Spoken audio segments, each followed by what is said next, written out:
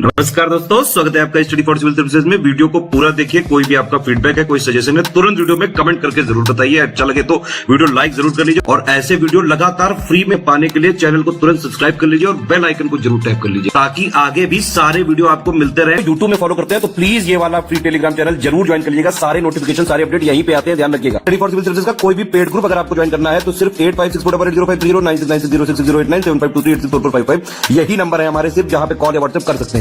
Instagram पे हमारा page जरूर फॉलो कर लीजिएगा, स्टडी फॉर सिविल .सर्विसेज है।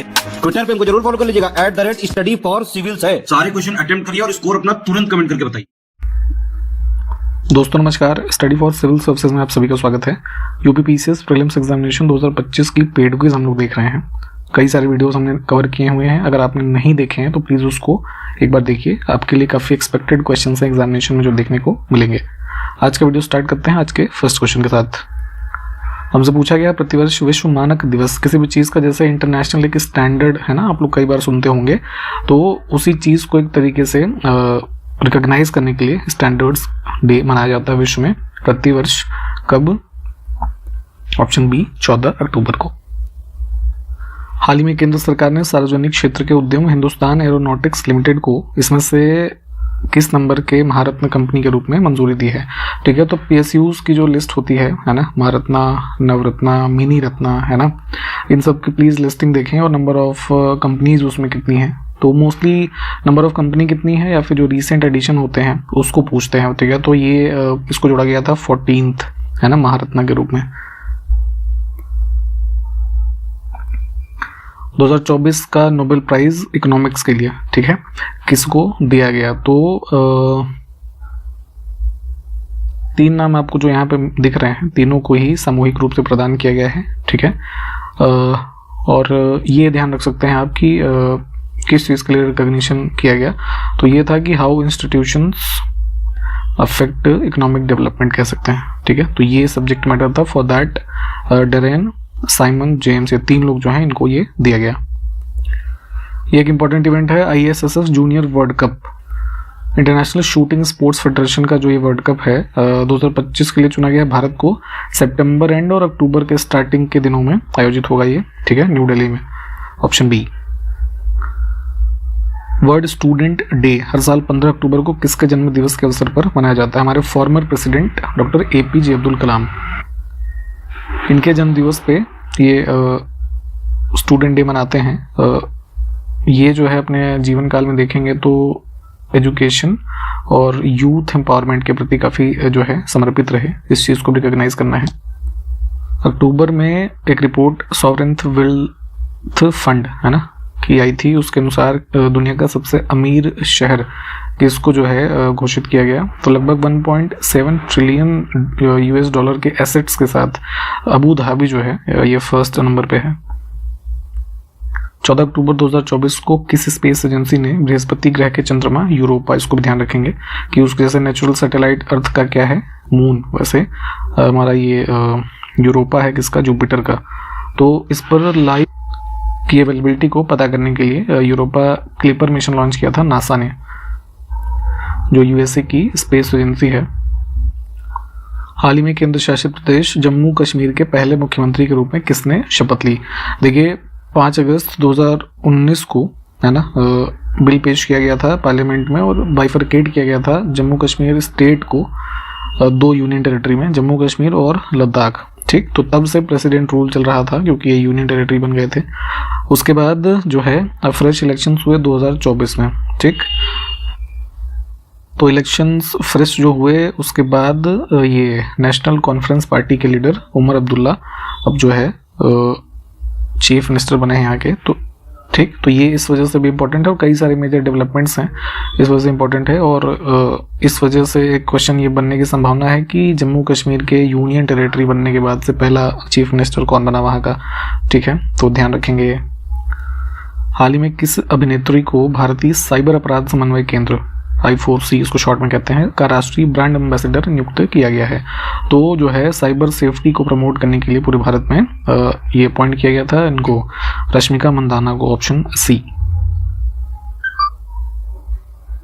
Right to food for a better life and future, ये थीम है वर्ल्ड फूड डे 2024 का। तो ये कब मनाया गया? 16 अक्टूबर, ऑप्शन डी। ठीक।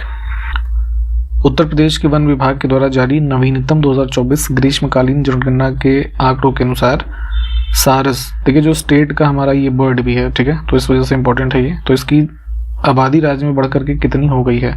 तो प्रीवियस सेंसस जो कंडक्ट हुआ उससे 396 है ना, इनकी जीवों की संख्या बढ़ी है और अब टोटल नंबर हो गया है 19,918। ठीक। कुछ भारतीय अर्थशास्त्रियों ने ब्रिटिश शासन के दौरान भारत की राष्ट्रीय आय को मापने का प्रयास किया, जिसमें सबसे पहले रहे दादा भाई नौरोजी। ये हमने पहले भी डिस्कस किया है। तो विकल्पों में कुछ नाम है, उनमें से कौन उन अर्थशास्त्रियों में नहीं है जिसने राष्ट्रीय आय को मापने का प्रयास किया? तो देखिए पॉपुलर जो नेम्स हैं, पहले हम ऑप्शन एक बार देखते हैं। तो इसमें नौरोजी जी हो गए, VKRV Rao, RC Desai, PC Mahalanobis odd हो जाएंगे इसमें। इसके अलावा जैसे विलियम डिग्बी, इनका नाम इंपॉर्टेंट है ना, फिंडले शिराज करके थे। तो ये सब ब्रिटिश टाइम में इंडियन नेशनल इनकम को कंप्यूट करने वाले कह सकते हैं लोग थे। PC महालनोबिस फेमस जो है सांख्यिकी किससे संबंधित हैं, पोस्ट इंडिपेंडेंस इनके अचीवमेंट्स हैं, इसके बारे में भी अलग से पढ़िएगा। दुनिया के सबसे बड़े रामायण मंदिर के निर्माण जो है इनमें से किस राज्यों में किया जा रहा है? बिहार के ईस्ट चंपारण में ये मंदिर बनाया जा रहा है, जिसका नाम है विराट रामायण मंदिर। ठीक। 2025 के एंड तक एक्सपेक्टेड है कंस्ट्रक्शन कंप्लीट किया जा सकता है। निम्नलिखित पुस्तकों में से उसके राइटर के साथ उसका युग्म है कौन सा सुमेलित नहीं है? ये बहुत ध्यान से देखा करिए, सही पूछा गया है या गलत पूछा गया है। ठीक। चैतन्य मंगल, ऑप्शन डी में जो है लिखा है, ये इसके राइटर थे लोचन दास। कृष्ण के ऊपर है ना संकलन है। ये मध्यकाल की प्रमुख पुस्तकें हैं जो अक्सर यूपीपीसीएस आयोग पूछता है। तो प्लीज सभी ऑप्शंस को देखिए। फिर से कुछ युग्म है ऑर्गेनाइजेशंस और फाउंडर, तो कौन सा युग्म सुमेलित नहीं है? परमहंस मंडली जो है दादोबा पांडुरंग, दुर्गाराम मेहता जी थे और कुछ अन्य लोग, इनके द्वारा फाउंडेड था ये। कुछ प्रमुख प्राचीन पुस्तकें, उसके बारे में कौन सा युग्म सुमेलित नहीं है? ऑप्शन बी सौंदरानंद जो है ये अश्व घोष थे इसका राइटर। ये अन्य 3 विकल्प ठीक हैं, है ना। इस क्वेश्चन में भी इसके पहले जो हमने देखा, इन सब को प्लीज ऑप्शंस को भी देखिए जो अन्य हैं। 1921 नरेंद्र मंडल या फिर जिसको चैम्बर ऑफ प्रिंसेस कहा जाता है, किसके द्वारा आरंभ किया गया था? देखिए कॉन्स्टिट्यूशनल रिफॉर्म्स या जो डिमांड्स थी लोगों की कॉलोनियल पीरियड में, तो उसके लिए कई तरह के डेवलपमेंट्स हुए। उसी में से जो हमारे प्रिंसली स्टेट्स थे इंडिया में, है ना, तो उनकी जो डिमांड्स थी कॉलोनियल रूल से, है ना, या कुछ रिफॉर्म्स के लिए सजेशन, उसके लिए चैम्बर ऑफ प्रिंसेस इस्टेब्लिश किया गया था। रॉयल डिक्री दी गई थी किंग जॉर्ज V के द्वारा। ठीक है। तो उसके माध्यम से ये चैम्बर ऑफ प्रिंसेस, जिसको नरेंद्र मंडल भी कहा जाता है, ये इस्टेब्लिश किया गया। और यहाँ पे जो कह सकते हैं कि इंडियन रीजन में, है ना, स्टार्ट करने से संबद्ध रहे, तो ड्यूक ऑफ कैनॉट, है ना, प्रिंस आर्थर नाम था इनका। ऑप्शन सी करेक्ट हो जाएगा। एक क्वेश्चन ये पूछा जाता है कि जो ये चैम्बर ऑफ प्रिंसेस बना, तो उसके फर्स्ट चांसलर इंडिया में कौन थे? तो राजस्थान रीजन में बीकानेर के रूलर थे महाराजा गंगा सिंह, है ना, तो इनका नाम भी ध्यान रखेंगे। निम्नलिखित में से कौन सा एक 1857 के विद्रोह का स्थान, विद्रोह का आरंभ तिथि, है ना, सही सुमेलित नहीं है? ठीक। तो देखिए जो हमारा 1857 की क्रांति थी, है ना, ये बहरामपुर, जिसको बैरकपुर कहते हैं, वहां से स्टार्ट हुआ। मंगल पांडे वाला जो ये इवेंट है, इसको प्लीज देखिएगा। ठीक। तो ये डेट थी हमारी 29 मार्च, है ना, ऑप्शन डी में जो लिखा है। ठीक। उत्तर प्रदेश में अपने झांसी में, है ना, जो रिबेलियन से संबंधित तिथियां हैं वो जून, है ना, के आसपास, इसमें मई लिखा है, ये गलत है। अन्य 2 ऑप्शंस भी जो हैं, है ना, ये भी ठीक है। 1857 के विद्रोह का केंद्र इसमें से कौन सा शहर नहीं था, है ना? तो मेन सेंटर्स जैसे अभी हमने ऊपर देखे, है ना, उत्तर प्रदेश के रीजन की बात करें, दिल्ली हो गया, है ना, इसमें अयोध्या ऑड हो जाएगा, है ना, अयोध्या नहीं, मतलब लखनऊ जैसे था ना, हजरत महल वगैरह जो पढ़ते हैं आप। नेक्स्ट है श्रीरंगपट्टा, जिसको आगे चल करके श्रीरंगपट्टनम या अन्य कई नामों से, है ना, जाना गया। तो ऐतिहासिक शहर है जिसमें टीपू सुल्तान और उसके पिता हैदर अली की कब्रों का घर माना जाता है, यानी इनकी कब्रें यहाँ पे संबंधित हैं। तो किस शहर से लगभग 15 किलोमीटर की दूरी पर स्थित है? तो वर्तमान ये जो कर्नाटका है ना, तो मैसूर इसमें ऑप्शन हो जाएगा हमारा करेक्ट। 12वीं शताब्दी की शुरुआत में दिल्ली पर किसका शासन था? तो 8वीं से 12वीं शताब्दी के मध्य तोमर डायनेस्टी ने रूल किया था, और फिर जो है आप देखते हैं दिल्ली सल्तनत और ये जो हिस्ट्री पर मतलब मुस्लिम रूलर्स की हुई। ठीक, तो ऑप्शन फर्स्ट दिल्ली का नामक शहर की स्थापना कह सकते हैं इनके शासन के साथ हुई, जो आज की डेट में दिल्ली के रूप में जाना जाता है। ब्रिटिश शासनकाल में बक्सर की लड़ाई काफ़ी फेमस है, इसके बारे में अलग से पढ़िएगा। ठीक, तो इसके बाद ईस्ट इंडिया कंपनी को क्या हुआ था कि दीवानी राइट्स मिले थे बंगाल, इधर बिहार उड़ीसा के क्षेत्रों के। ठीक, तो इसी के एक्सचेंज में है ना, मुगल सम्राट जो उसमें ये शाह आलम थे, तो इनको हर साल कितने रुपए के भुगतान की सहमति प्राप्त हुई? तो 26 लाख रुपए। ठीक, जो भी इवेंट्स हम देखिए यहाँ पे क्वेश्चंस देखते हैं, तो उससे संबंधित जो भी फैक्ट है आप प्लीज साथ के साथ पढ़ते चला करिए, उससे ये चीज़ें याद होंगी, है ना। हमारे पास इस वीडियो में टाइम उतना होता नहीं है एक्सप्लेन करने के लिए, जो बहुत इंपॉर्टेंट चीज़ें होती है वो तो बिल्कुल बताई जाती है। ठीक, तो इसमें आपकी रिस्पॉन्सिबिलिटी बनती है कि अगर आप इस वीडियो को देख रहे हैं तो आप इन चीज़ों को रिवाइज करते चलेंगे, तो आपके लिए ये फायदेमंद साबित होगा। एक अन्य संस्थान important, servants of India society, इसकी स्थापना 1905 में हुई, किसके द्वारा? ठीक, तो ये जो है महाराष्ट्र में गोपाल कृष्ण गोखले है ना, इन्होंने स्थापित की थी, ऑप्शन सी। निम्नलिखित में से कौन अवध के कृषक आंदोलन का नेता था? है ना, अवध किसान सभा पीजेंट्स के लिए अवध रीजन में स्थापित हुई बाबा रामचंद्र के द्वारा, तो यही लीडर थे 1920 में, है ना, इसकी स्थापना हुई, इसको भी ध्यान रखेंगे। कुछ संतों के नाम लिखे हैं, दादू दयाल, गुरु नानक, त्यागराज। ठीक, अब इनके बारे में प्रश्न है कि जब लोधी वंश का पतन हो गया और बाबर ने सत्ता संभाली, यानी कि फाउंडेशन ऑफ मुगल डायनेस्टी, ठीक, 1526 फर्स्ट बैटल ऑफ पानीपत के बाद। ठीक, तो उपर्युक्त में से कौन इन संतों में से उपदेश दे रहे थे? है ना, तो कुल मिला के समकालीन पूछा गया कौन था बाबर का। ठीक है, तो गुरु नानक जो है ना, ये इनके समकालीन होंगे।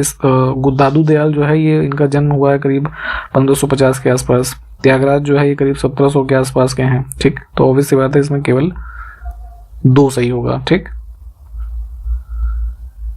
1469 में गुरु नानक जी का जन्म है। ठीक है, तो उस काल तक यही थे प्रमुख शिक्षा देने वाले एक गुरु के रूप में। निम्नलिखित ऐतिहासिक स्थानों पर विचार करना है और ये बताना है कि कौन सी जगह भित्ति चित्र यानी कि जो हमारे मुराल पेंटिंग्स होते हैं उसके लिए जानी जाती है। तो पेंटिंग के लिए सांची स्तूप तो है नहीं, तो यही ऑड हो गया। तो 3 देखिए कहाँ पे नहीं है। ठीक है, अजंता की गुफाएं काफी पॉपुलर है। ठीक है, तो ये होगा ही। लेपाक्षी मंदिर जो है ये भी संबंधित है। 1 और 2 हो जाएगा। ठीक, सांची स्तूप जो हमारा है बुद्धिस्ट मॉन्यूमेंट के लिए जाना जाता है, जो मध्य प्रदेश में है।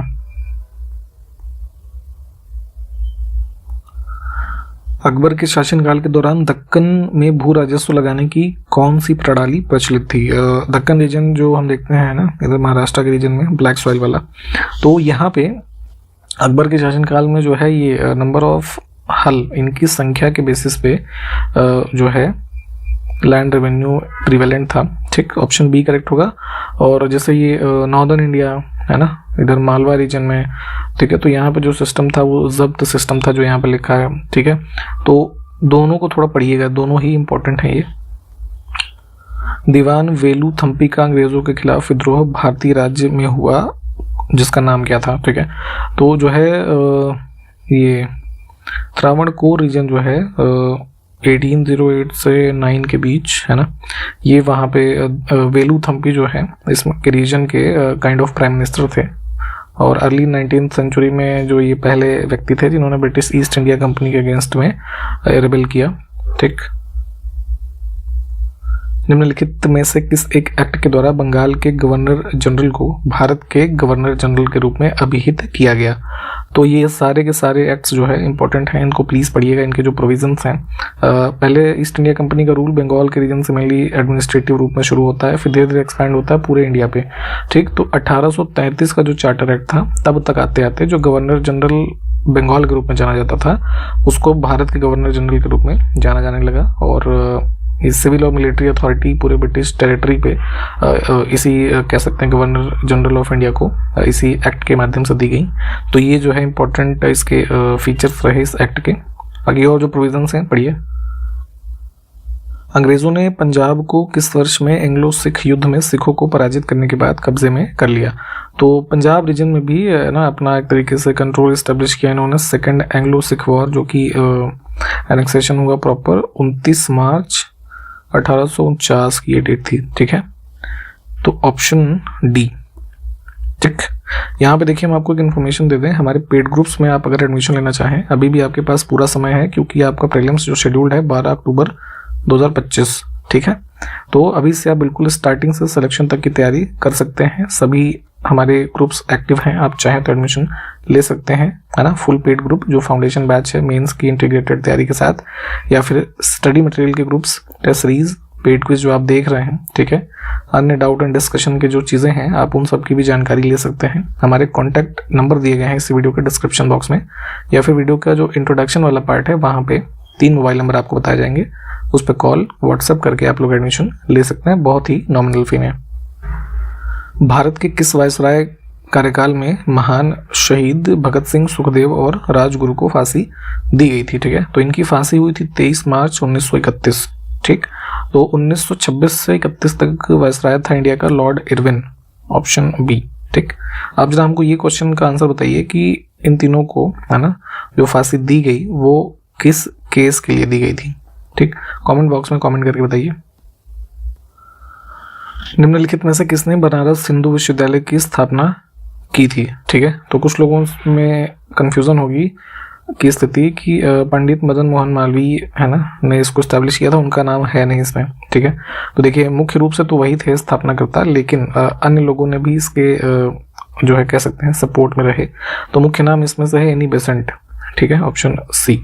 BHU की स्थापना 1916 में हुई, एनी बेसेंट, ये मदन मोहन मालवीय जी।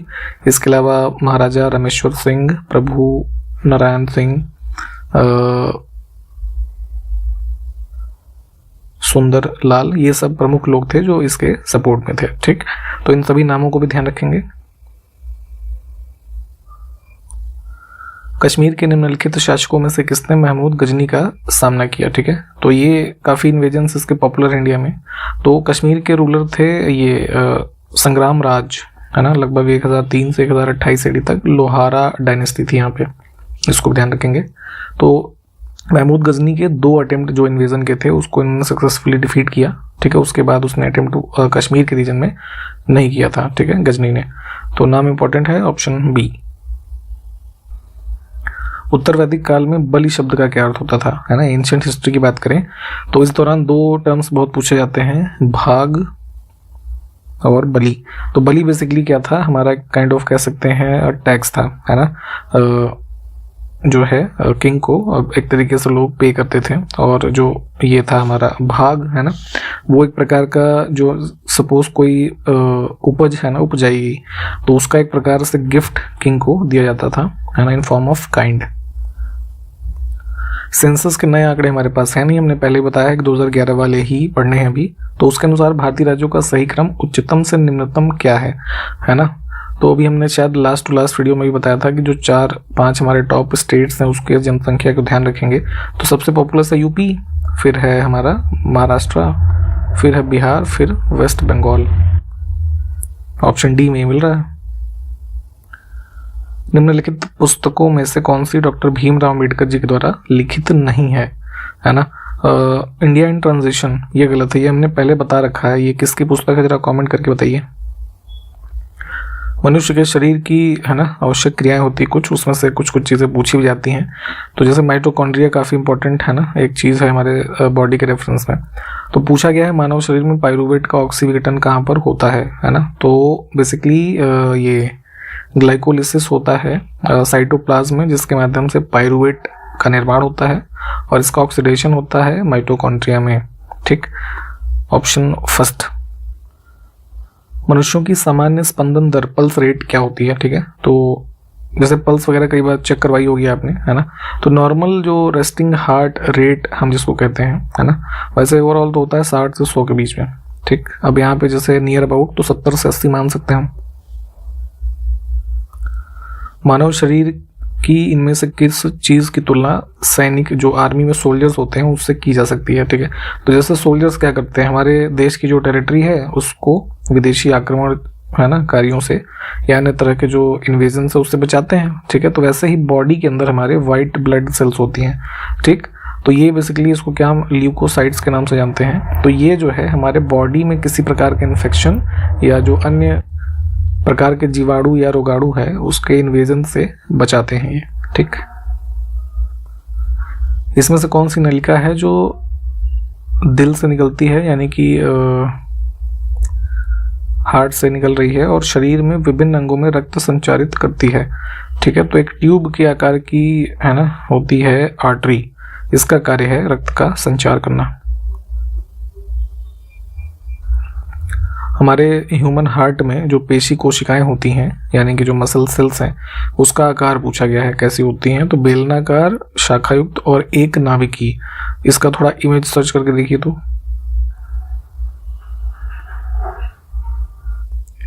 अब अभी हमने देखा था ऊपर है ना हार्ट के रेफरेंस में, तो अब अगला है कि रक्त को धमनियों से शिराओं में जिन सूक्ष्म नलिकाओं के माध्यम से प्रवाहित किया था उन्हें क्या कहते हैं। Tiny tube through which blood flows from artery to when.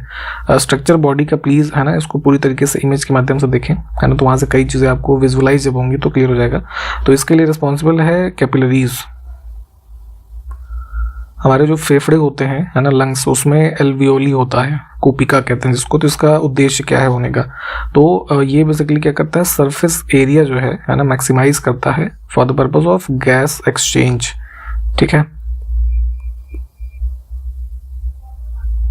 अंतिम प्रश्न है, फेफड़ों में श्वसन के जो दौरान गैसेस होती हैं उसका आदान प्रदान किसमें होता है। ठीक है, ऑप्शंस को पढ़ें और उत्तर को हमें कमेंट करके बताएं। जितने भी क्वेश्चंस हमने देखे हैं प्लीज साथ के साथ रिवाइज कर लीजिए। इसके जो आगे के क्वेश्चंस हैं हम उसको अगले वीडियो में कवर करेंगे। ठीक है, पेड ग्रुप्स की इन्फॉर्मेशन मैंने आपको दी है, आप चाहें तो हमारे साथ जुड़ सकते हैं। आपके पास इनफ टाइम है अभी से तैयारी करके आप अपने सिलेक्शन को सुनिश्चित कर सकते हैं। 3 मोबाइल नंबर इस वीडियो के डिस्क्रिप्शन बॉक्स में दिए हैं, उस पर आप कॉल या व्हाट्सएप करके एडमिशन ले सकते हैं। ठीक है, तो समाप्त करते हैं आज का वीडियो, मिलते हैं नेक्स्ट में, तब तक के लिए नमस्कार, जय हिंद।